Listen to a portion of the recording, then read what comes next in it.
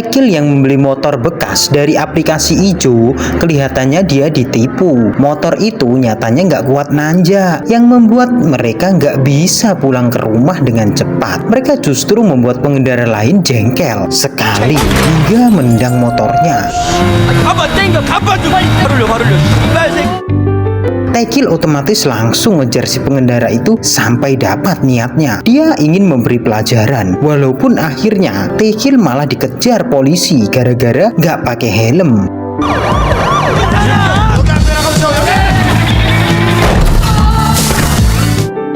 Dan ujung-ujungnya si Taekil yang ditahan di kantor polisi dan sang ibu pun menjemputnya pulang. Meskipun harus memberinya pelajaran secara langsung di depan para polisi yang bertugas di situ, karena ternyata Taekil beli motor butut itu dari jatah uang sekolah ibunya.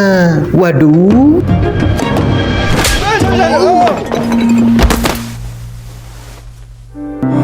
Karena kesal gara-gara dimarahin sang ibu, esoknya Taekil cerita sama Sanpil kalau dia mau pergi dari rumah. Dia sudah nggak tahan tinggal sama ibunya sendiri. Jadi dia ingin membuktikan kalau dia yang putus sekolah ini masih bisa hidup mandiri. Taekil kemudian pergi ke terminal bis dengan modal pas-pasan.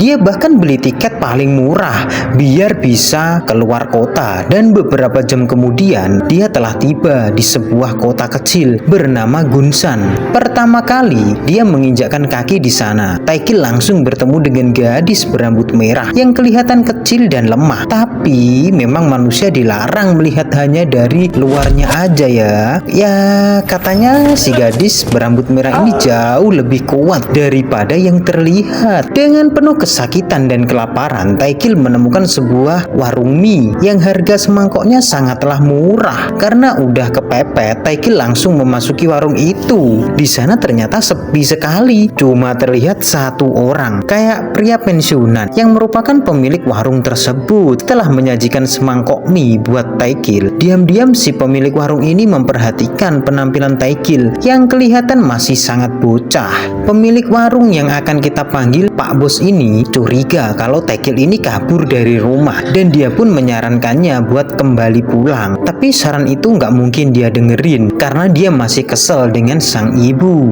Dan di tengah-tengah Taekil sedang menikmati mie, tiba-tiba seorang kurir masuk ke warung dan dihajar seseorang di dapur. Di lain tempat, ibunya berkali-kali menghubungi putranya tersebut, namun gak pernah mendapat jawaban. Pagi ini ibunya Taekil bahkan masih masak sarapan buat Taekil karena berpikir kalau anaknya itu akan pulang. Walaupun lama-lama, hal itu membuat ibunya Taekil marah dan mengirim pesan kepada Taekil agar gak usah pulang aja sekalian. Dengan sedih, Taekil menjawab kalau dia gak akan pulang dan akan menemukan kebahagiaannya sendiri. Keesokan harinya, Taekil berniat sarapan pagi di warung mie yang kemarin. Dan kebetulan sekali warung itu sedang membuka loker untuk kurir makan. Taekil pun langsung mengajukan diri untuk melamar pekerjaan di sana. Awalnya Pak Bos nggak ingin menerima anak itu karena dia tahu Taekil ini nggak akan mau pulang. Namun karena Taekil memaksa dan yang paling penting bisa dapat tempat tinggal, akhirnya si Pak Bos pun menerimanya. Pada hari itu juga Taekil langsung bekerja, dan untuk pertama kalinya Taekil bertemu dengan sosok yang selama ini menghuni dapur, dan sosok itulah yang sering menghajar kurir makanan selama ini. Dia bernama Gosok, tubuhnya gempal, wajahnya sangat menyeramkan, tapi rambutnya mirip Dora. Hal itu membuatnya terlihat sangat aneh. Aku pun bingung, tapi Taekil nggak punya rasa takut. Bahkan meskipun Gosok ini menyuruhnya buat menghormati yang lebih tua, Taekil nggak mau melakukannya. Sampai akhirnya Gosok langsung menghajar Taekil saat itu juga. Bangun-bangun dirinya sudah tidur bersama Gosok dan kurir makanan satunya yang bernama Guman. Dia kaget bukan kepalang karena saya tadi masih menantang koki gempal itu berantem.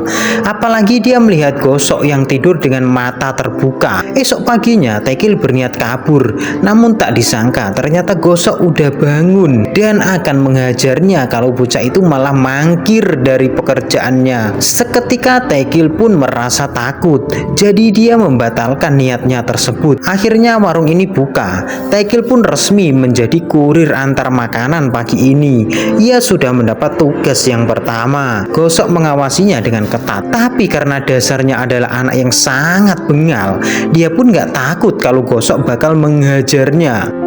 Saat itu juga warung mie ini dapat orderan 1 mangkok doang dan tempatnya agak jauh. Namun karena pelayanan adalah nomor 1, si bos tetap menyuruh Tekil untuk nganterin pesanannya. Tekil kemudian berangkat yang ternyata tempatnya jauh dan lokasinya terletak di daerah perbukitan yang membuatnya capek karena harus jalan kaki. Dan gak disangka ternyata si pemesan itu adalah si rambut merah yang kemarin mengajar dirinya di terminal. Tekil yang emosian ini pun ingin membalasnya, tapi sialnya si rambut merah ini malah jauh lebih jago dari dirinya.